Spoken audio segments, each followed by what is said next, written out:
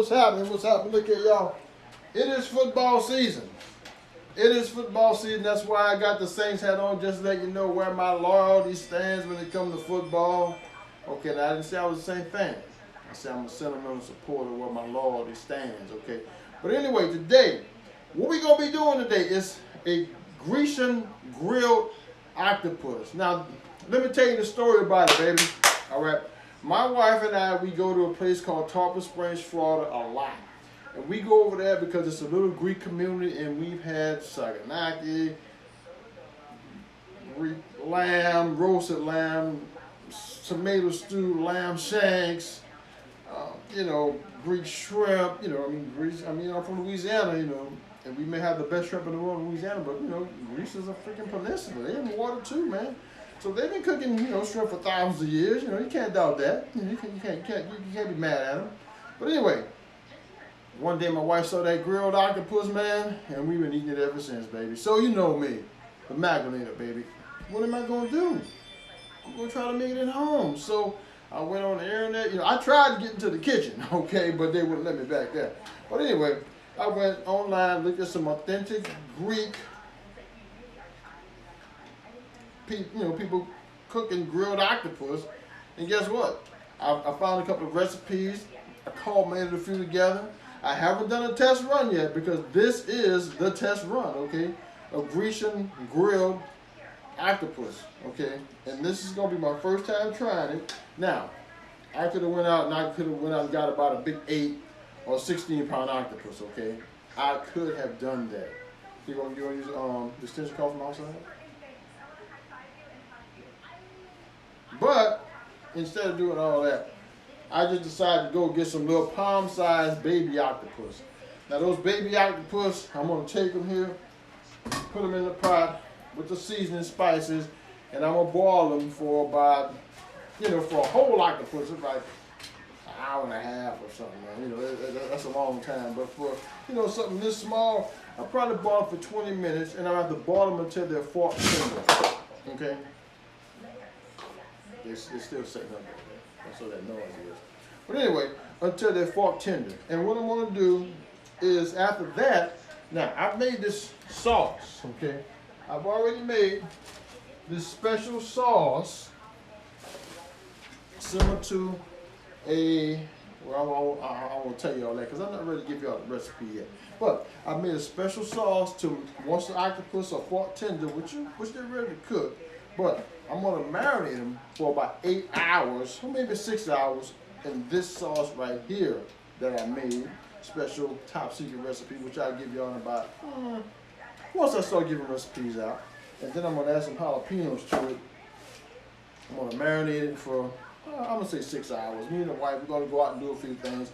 And then we're going to come home tonight and we're going to put them out on the barbecue grill. Now, it's the rainy season right now. And just in case it's raining, if it's raining, I have to do them on a flat grill inside the house, or maybe on a little gas grill under the night. So anyway, we're gonna take the camera, and we're gonna turn it this way now, and get over here too. Now these octopus that I purchased, are already clean. Okay, but hey, can't custom factory workers, you know what I'm saying? And I've already washed my hands. And like I say, they just little small octopus, man. Just little small octopus. Look at that, man. Look at that. This little small octopus, man. The beak's already out of them. The eyes are cut out. So I'm just gonna put them in here. That's a bunch of them, man.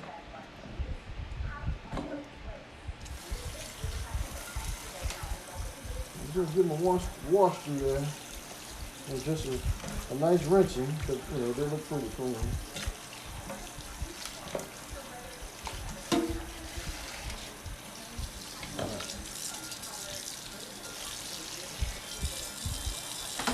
I'm going to check each one.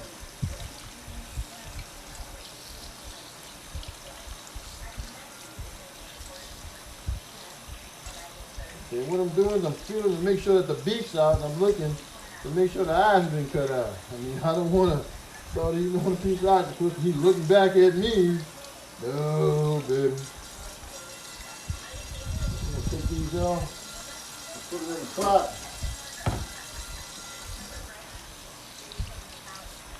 Just make a show.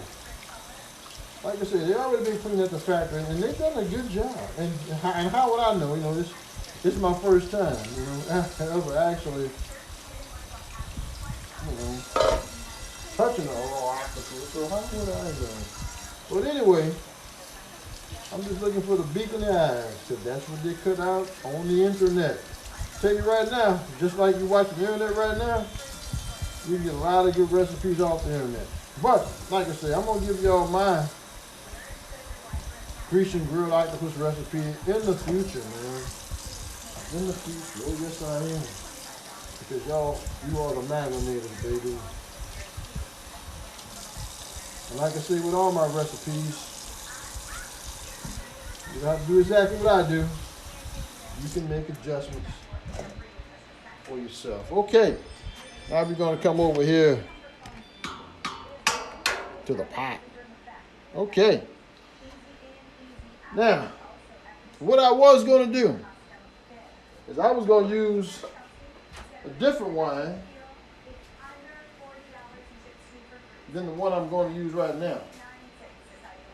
But this is Moscato, one of the wife's favorites. Now, the reason why she likes it so much is because we were in Olive Garden once, and she got the wine, and she liked it so much, she said, well, what the heck is that? They told her it was Moscato, so that's what we get. Okay, now over here we got some red wine vinegar. In fact, I'm going to use all this. You know, and I don't have any measurements just because it's the first time.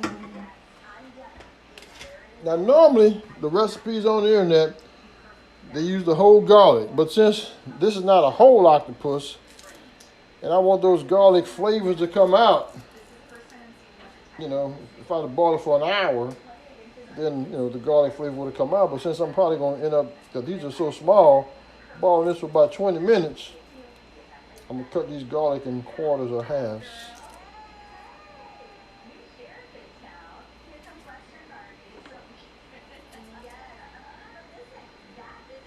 All right. Next, I'm going to go with about a tablespoon of oregano.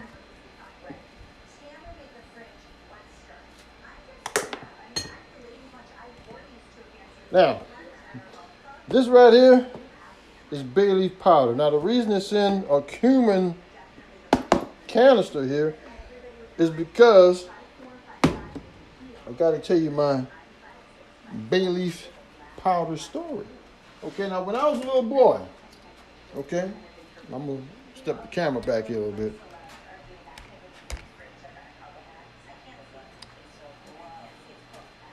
When I was a little boy, my great-grandmother, she used to always tell me, Magdalena, go and get some bay leaves off the bay leaf tree so I can make a tea. So I would go to the tree, knock some bay leaf down, bring it in. I call my great-grandmother Mama. I said, here you go, Mama. And she would make a bay leaf tea, and we would have bay leaf tea with honey. Okay? Well, I don't live in Louisiana anymore. I live in Florida now. So when I go home sometime, periodically, I go to the bay leaf tree, and I get like a 5-gallon bucket of bay leaves. Okay? Y'all see that? Y'all see that on the wall? Is that figures of the New Orleans Saints? You see that on the wall? That's New Orleans Saints emblems, man. The fleur-de-lis. They're following me, man. Man, I tell you, man. I tell you, technology is something else, right? So anyway, I will go to the bay leaf tree, or I'll go home. I'll go to the bay leaf tree. I knock down, I press them down in a 5-gallon bucket. Then I will take them and I will wash them with mild soap. Rinse them really, really good just to get the pollutants off it from the air, you know, because it is in town and it's right next to the street where cars pass. And then I will take them and I will bake them. I will bake them. I'll bake them till they're crispy. Then I'll put them in a blender, and that's how I get my own bay leaf powder. Okay? So, we're going to put some bay leaf powder in this pot. And I just had to tell y'all that story because, you know, memories of my great-grandmother and cooking with her and my mom, you know. I mean, it's some of the best times of my life. That's why I'm the magrinator now, you know, because of them. Okay. So I'm going to use about this is a powder, okay? That's about a half a teaspoon, okay? Then I got to have these peppercorns. And that's what they're using on the internet and all the recipes that I've seen. Okay? So what I'm going to do next here, I'm going to mix this all up together. Go ahead and turn on the fire.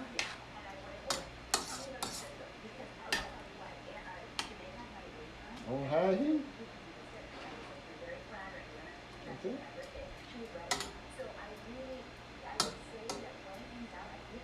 Mix it up really good. Make sure the bay leaf and the oregano mixes in real good with the red wine vinegar.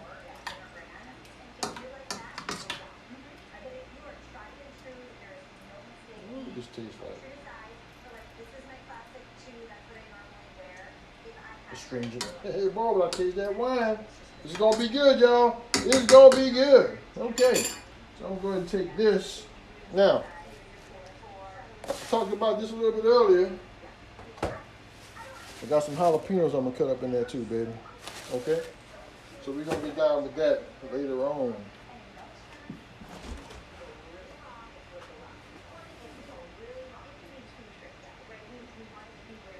So, while this is going, I'll go and get away from that pot right now.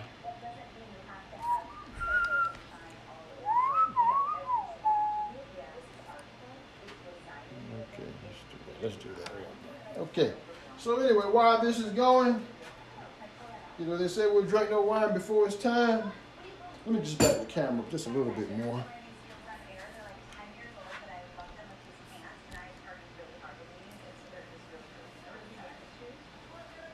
You know, it is Saturday, and they say we will drink no wine before it's time, and whew, it's 11:04. It's almost high noon. You know, sometimes people